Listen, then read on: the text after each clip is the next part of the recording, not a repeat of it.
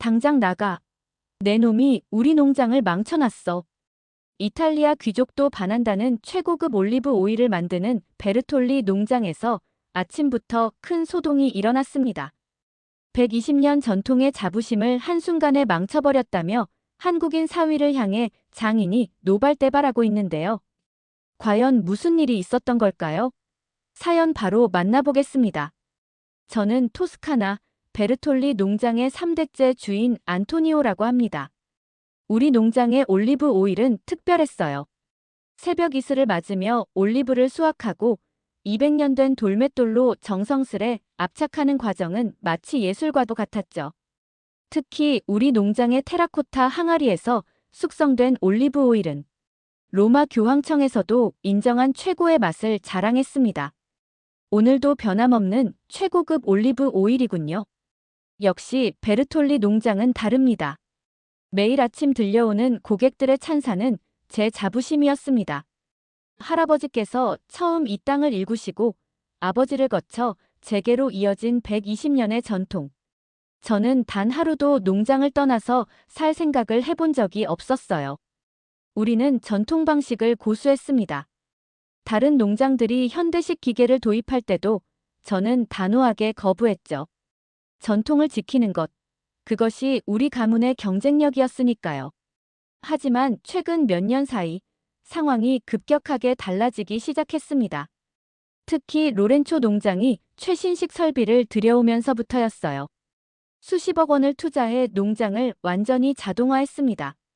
최첨단 원심 분리기가 올리브를 자동으로 분류하고 압착했고, 반짝이는 스테인리스 저장고에는 최신 HVAC 공조 시스템이 설치되어 있었습니다. 컴퓨터로 제어되는 자동화 시스템은 저장고의 온도와 습도를 24시간 완벽하게 통제했습니다. 우리가 한 달 동안 정성스레 만들어내는 양의 오일을 단 하루 만에 생산해냈어요. 게다가 가격은 우리보다 30% 저렴했죠.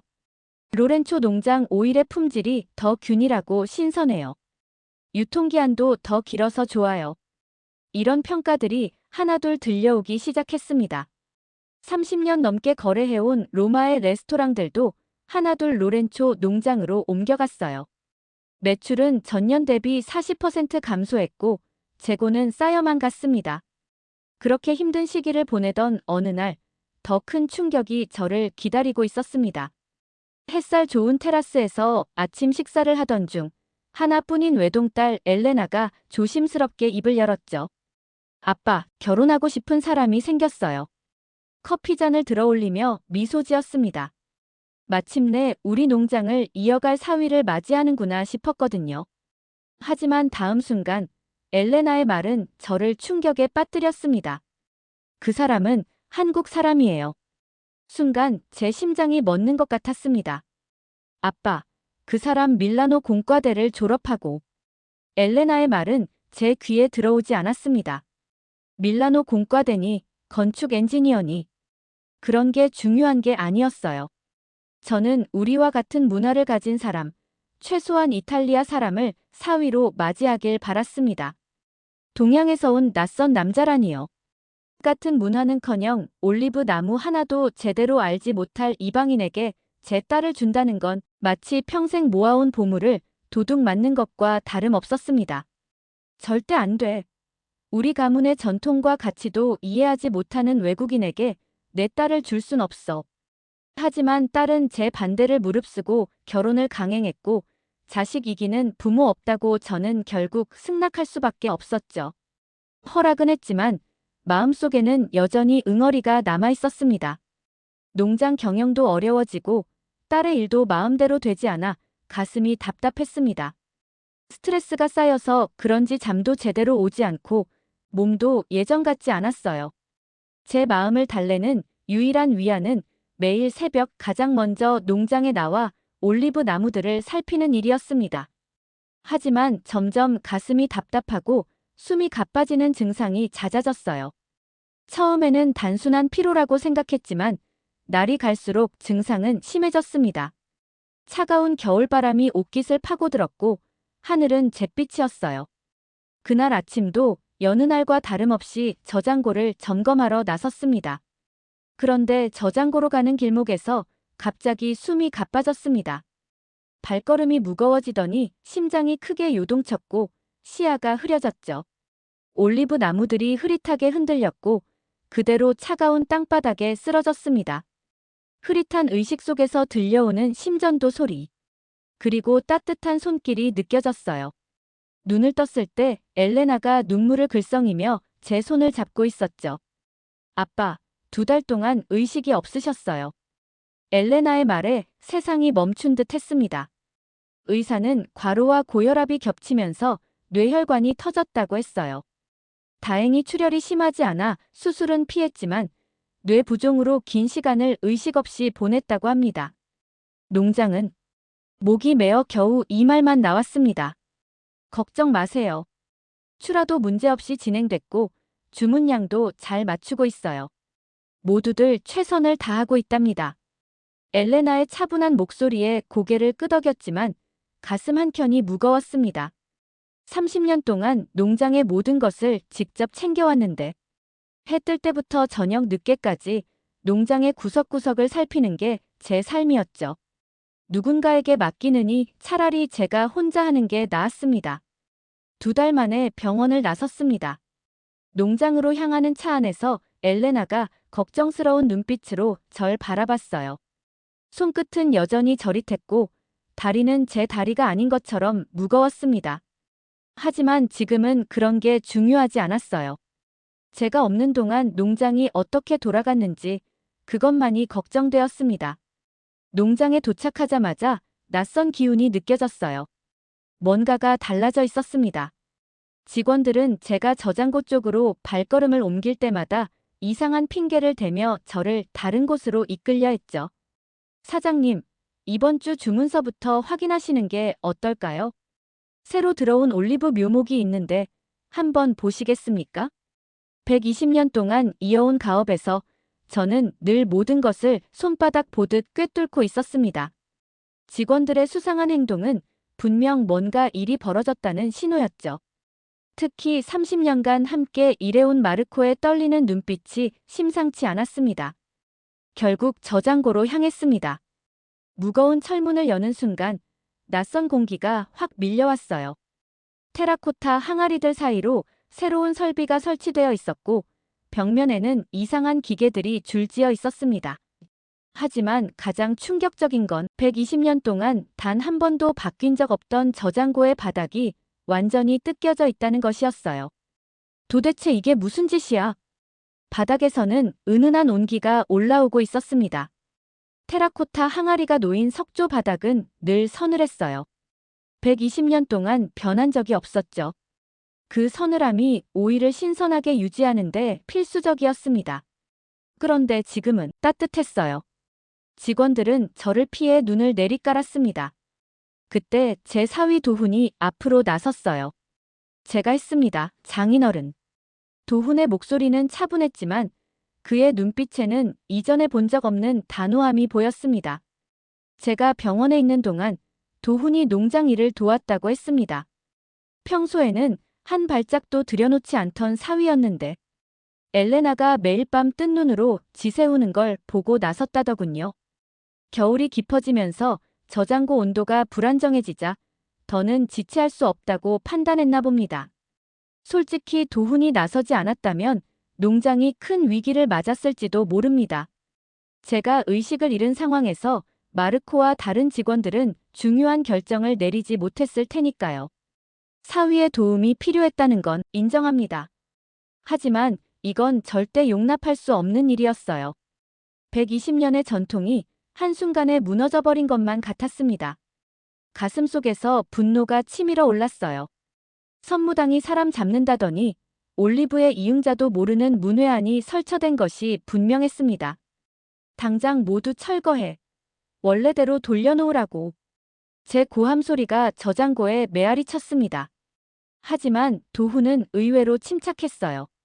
평소에 겸손하고 조용한 모습은 온데간데 없고 확신에 찬 눈빛으로 저를 바라보았어요. 장인어른, 제가 설명드리겠습니다. 도훈의 목소리는 단단했습니다. 그의 눈빛에서 전문가다운 자신감이 느껴졌어요. 처음 농장에 왔을 때부터 느꼈습니다. 베르톨리 농장의 올리브 오일이 특별한 이유는 장인어른께서 고수하시는 전통 방식 때문이라는 걸요. 돌맷돌로 천천히 압착하고 테라코타 항아리에서 자연스럽게 숙성시키는 그 과정이 최고의 풍미를 만들어내죠. 잠시 숨을 고른 도훈이 저장고의 구조를 설명하기 시작했습니다. 이 저장고는 두꺼운 석회암 벽으로 지어져 있습니다. 여름에는 이 벽이 열을 차단해서 실내 온도를 낮게 유지해주죠. 하지만 겨울이 되면 이 구조가 오히려 독이 됩니다. 차가운 지면과 맞닿은 바닥을 통해 한기가 스며들고 두꺼운 벽은 내부 온도를 더욱 떨어뜨리고 있어요. 도훈은 벽에 걸린 온도계를 가리켰습니다. 그의 설명은 계속되었어요. 이것 좀 보세요. 바닥 근처는 5도, 천장 근처는 12도. 이런 큰 온도차는 오일의 품질을 해칩니다. 이대로 가다간 겨울엔 오일이 얼어버리고 여름엔 25도를 넘어가 산화될 위험이 있어요. 도훈은 벽에 걸린 도면을 펼쳤습니다. 그의 목소리에는 깊은 확신이 묻어났어요. 그래서 찾은 해결책이 바로 이 온돌입니다. 한국의 전통 난방 방식이죠. 바닥 전체에 열을 고르게 전달해서 14도에서 18도 사이의 이상적인 온도를 유지할 수 있습니다. 전통적인 생산 방식은 그대로 지키면서 문제점만 보완하는 거예요. 그 말을 듣는 순간 제 마음이 흔들렸습니다. 인정하고 싶지 않았지만 겨울이면 오일이 얼고 여름이면 산화되는 문제는 저도 알고 있었어요. 하지만 이것마저 전통의 일부라 여기며 감내해왔죠. 제 아버지도 할아버지도 그렇게 해오셨으니까요. 듣고 싶지 않아. 내가 뭘 안다고. 120년을 이어온 우리 방식을. 그때였습니다. 마르코가 조심스레 앞으로 나섰어요. 30년간 말 한 번 어기지 않던 그가 떨리는 목소리로 말했습니다. 사장님, 이 방식이 정말 효과가 있습니다. 지난 2주 동안 오일의 상태가 그 어느 때보다 안정적이었어요. 마르코마저 내가 없는 사이에 모두가 가슴속에서 무언가가 무너져 내렸습니다. 분노와 배신감이 한데 뒤섞였습니다. 마르코까지 사위의 편을 든 모양새였으니까요. 당장 원상복구해놓지 않으면 가만두지 않겠다고 목소리를 높였지만 공허하게 울렸습니다. 이미 머릿속에서는 도훈의 냉정한 설명과 사실들이 맴돌고 있었어요. 하지만 제 자존심은 그것을 인정하지 못하게 했습니다. 더는 아무 말도 할 수 없었어요. 흔들리는 마음을 숨긴 채 저장고를 박차고 나왔습니다. 제 뒤로 누군가 부르는 소리가 들렸지만 돌아보지 않았습니다. 그 일이 있고 나서 저는 사위의 존재를 지워버렸습니다. 식사 자리에서도 그를 투명인간 취급했고 농장에서 마주치면 허공을 보듯 지나쳤어요. 엘레나가 눈물 어린 눈으로 중재하려 했지만 제 입장은 확고했습니다. 더 이상 도훈이 농장 일에 관여하지 못하게 해. 아니, 아예 얼씬도 못하게 하라고. 그렇게 며칠이 흘렀을 때였습니다. 기상청에서 충격적인 특보를 발령했어요. 이상기온으로 전례 없는 최강 한파가 토스카나를 덮친다는 예보였죠. 처음에는 대수롭지 않게 여겼습니다. 우리는 그동안 수많은 추위를 이겨내왔으니까요. 하지만 이번은 달랐어요. 영하의 칼바람이 농장을 휘감기 시작했고 저장고의 온도계 수은주가 눈 깜짝할 사이에 떨어졌습니다. 테라코타 항아리 안에 올리브 오일이 하나둘 얼어붙기 시작했고 일부는 이미 변질의 조짐을 보였어요. 사장님, 1번 저장고가 영하 5도까지 떨어졌습니다. 이번 저장고도 마찬가지예요. 이번 달 납품 물량은 도저히. 직원들의 다급한 보고가 쏟아졌습니다. 영하 5도라면 오일이 완전히 굳어버릴 수 있는 온도였어요. 이대로라면 막대한 손실은 피할 수 없었습니다. 한번 얼었다 녹은 오일은 돌이킬 수 없습니다. 질감이 변하고 산화가 진행되어 베르톨리 농장만의 그 특별한 풍미가 사라지죠. 밀라노 최고급 레스토랑 체인과의 계약도 물거품이 될 판이었습니다. 매년 겨울마다 저장고 벽을 두껍게 보수하고 보온재를 덧대며 버텨왔지만 이번 한파는 차원이 달랐어요. 아무리 두꺼운 석회암 벽도 바닥을 통해 스며드는 냉기를 막지 못했습니다. 그때였습니다. 마르코가 떨리는 목소리로 말을 꺼냈어요. 사장님, 3번 저장고만 멀쩡합니다. 온도가 14도로 완벽하게 유지되고 있어요. 3번이라고. 순간 놀라지 않을 수 없었습니다. 3번 저장고는 도훈이 그 온돌 테스트를 했던 곳이었으니까요. 발걸음을 재촉해 확인해 보니 정말 다른 저장고와는 천지 차이였습니다. 차가운 기운은 없고 은은한 온기만이 감돌았어요. 테라코타 항아리들은 마치 아무 일도 없다는 듯 최적의 온도를 유지하고 있었습니다. 그 순간 도훈의 말이 망치처럼 머릿속을 때렸습니다. 바닥을 통해 전해지는 한기를 차단하지 않는 한 저장고 내부 온도는 절대 안정될 수 없습니다. 가슴 한켠이 묵직해졌습니다. 120년을 지켜온 저장 방식을 바꾼다는 건 우리의 전통이 잘못됐다고 인정하는 것만 같았죠. 손끝이 저릿했습니다. 단순한 추위 때문만은 아니었어요. 오랜 세월 믿어온 것들이 흔들리는 순간의 불안감이 온몸을 휘감았습니다. 그때 더 충격적인 소식이 들려왔습니다. 사장님, 안토니오 농장에서 대형 사고가 났다고 합니다. 최신식 HVAC 공조 시스템을 자랑하던 그 농장이었습니다. 한파로 인한 전력 과부하로 시스템이 완전히 마비되었다고 해요. 저장고의 온도 조절 기능이 멈추면서 수천 병의 오일이 얼어붙거나 산화가 진행되어 폐기 처분해야 할 지경이라고 했습니다. 시스템 복구에만 일주일은 걸리고 전기세도 평소의 3배가 넘는 폭탄을 맞았다고 했어요. 그런데 우리 농장의 3번 저장고는 달랐습니다. 거의 전력을 쓰지 않으면서도 완벽한 온도를 유지하고 있었어요. 바닥에서 올라오는 은은한 온기가 공간을 감싸 안고 오일의 품질을 지켜내고 있었습니다. 창 밖으로는 여전히 매서운 한파가 몰아치고 있었습니다. 하지만 제 마음속에서는 다른 바람이 불기 시작했어요. 제 고집이 얼마나 어리석었는지, 사위의 제안을 무시한 것이 얼마나 오만한 판단이었는지 서서히 깨달았습니다. 마침내 무거운 발걸음을 옮겨 도훈을 찾아갔습니다. 3번 저장고. 상태가 괜찮은 것 같더군. 제 말끝은 여전히 굳어 있었지만 도훈은 그 속에 담긴 의미를 알아챘나 봅니다. 잠시 놀란 듯 눈을 크게 뜨더니 이내 조심스럽게 말을 이었어요. 전체 저장고를 개조하려면 한국의 전문가들을 모셔와야 합니다. 제 혼자서는 감당하기 어려운 규모라서요. 허락해 주신다면 바로 연락해 보겠습니다. 일주일 후 한국에서 온돌 장인들이 토스카나의 하늘을 건넜습니다. 40년 경력의 김명장을 비롯한 3명의 전문가들이었죠. 그들은 도면을 검토하며 곧바로 작업에 착수했습니다. 하지만 첫날부터 예상치 못한 난관에 부딪혔어요. 120년 된 저장고의 바닥을 뜯어내는 순간 우리 모두 숨을 들이켰어요. 오랜 세월 습기가 스며들어 석조 바닥은 마치 거미줄처럼 균열이 가 있었고 곳곳이 깊숙이 침식되어 있었어요. 이대로는 안 됩니다. 김명장이 고개를 절레절레 흔들며 말했고 도훈이 통역했습니다. 기초부터 다시 보강해야 해요. 바닥을 완전히 뜯어내고 새로 시공해야 할 것 같습니다. 순간 머릿속이 복잡해졌어요.